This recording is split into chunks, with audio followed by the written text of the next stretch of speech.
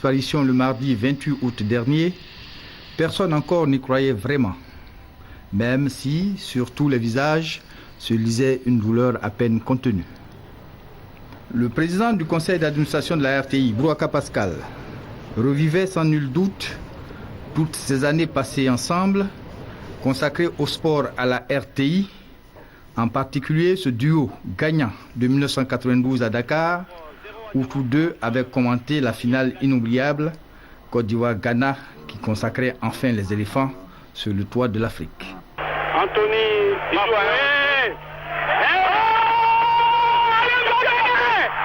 sommes champions d'Afrique de Côte d'Ivoire et de la Coupe d'Afrique des Nations. Ici on a de la vision. Vraiment il n'y a plus rien à dire. Alain, je ne sais pas. Merci Alain. Vous amenez Alain sur ce tir d'Anthony Bafoué permet à la Côte d'Ivoire de remporter son premier trophée continental au niveau de la Coupe d'Afrique des Nations.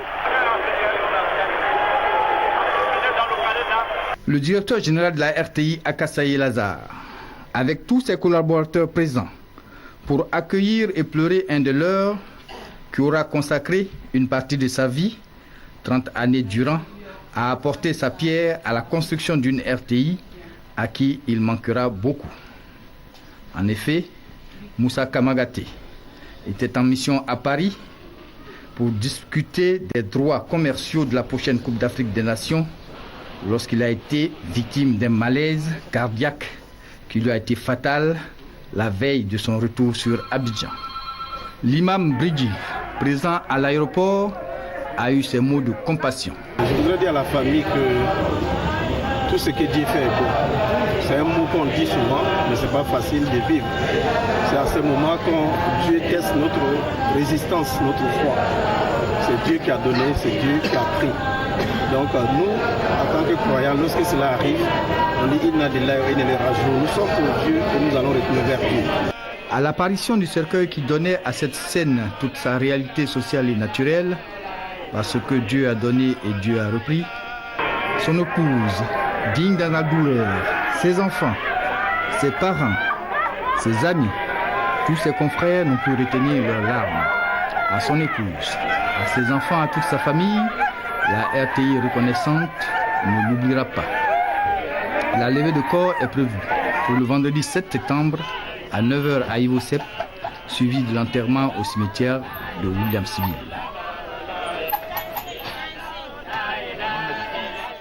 Difficile d'accepter qu'on n'aura plus le doyen que l'on taquinait, en tout cas la rédaction avec beaucoup de plaisir, mais bon, c'est la vie, il faut l'assumer, c'est très difficile, mais bon, comme je vous le dis, c'est la vie, il faudra donc assumer cela. Donc à l'aéroport, il y a eu des réactions naturellement recueillies par Alain Doumbouya et on va écouter ces réactions.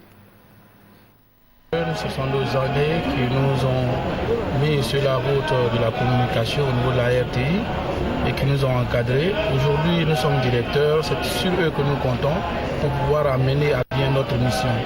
Et malheureusement, ils viennent de nous quitter. Je suis de nos derniers moments ensemble. Je ne peux que demander au Créateur de lui accorder son paradis. C'est d'abord un condisciple. Je suis du corps de la RTI. Nous sommes rentrés en 1973, nous sommes sortis ensemble en 1975. C'est une douleur profonde qui me traverse, surtout qu'il avait fait de moi son petit frère. Moussa, c'était quelqu'un de très jovial. Quand on était à TCI, j'étais le rédacteur en chef et il était sous mes ordres. Et souvent, quand je l'appelais pour dire, bon, grand, tu as 15 minutes pour me prendre 2 papiers, il me regardait et dit, mais donc je suis plus ton grand frère. Et je lui disais, ici, le privilège de l'âge s'efface devant les exigences de la fonction.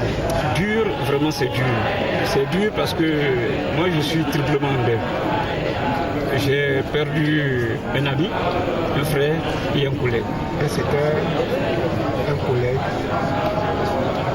c'était un monsieur qui avait une autre idée du sport ivoirien parce que c'est ça qu'on a collaboré pendant longtemps.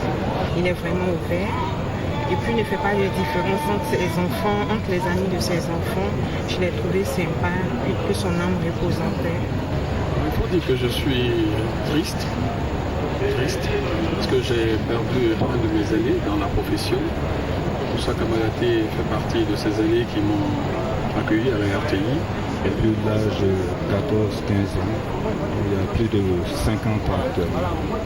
Et ce que je retiens de lui, c'est vraiment la fidélité de l'amitié. C'était un frère. Un frère, j'étais prêt à tout pardonner, à tout accepter. Alors, c'est vrai que l'heure est la tristesse, mais nous, on va vraiment garder le sourire, penser à Kamagaté des bons moments. L'homme qu'on taquinait, qu'on appelait le gondolier, quand il arrivait toujours taper dans la cour de la maison de la télévision, ou celui qui n'arrivait jamais à dire Vaïd Ali Dozik, il disait toujours Waïd, et donc on l'appelait Coach Aïd. Vraiment une grande perte. Oui, une grande perte, mais je retiens pourquoi je suis heureux pour lui. C'est comme un bon reporter, il a atteint son objectif.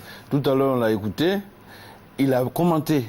Dans l'œil de sa caméra, il a vu la victoire de la Côte d'Ivoire. Sur son micro, il a commenté ce pénalty raté par Bafoué, capté par Wamed Alain. Encore lui, en 2012, il va pour discuter des droits de télévision, de transmission pour une autre cadre. Mission accomplie. Et Moussa est parti. Je pense qu'il en est fier parce qu'il aura réussi son reportage. En tout cas, nous pensons forcément à son épouse, vraiment, elle aussi, très gentille dame, évidemment. Et puis à ses enfants aussi. Nous serons naturellement tous là pour les obsèques. Vendredi, on a dit donc samedi. Et merci à vous, spectateurs.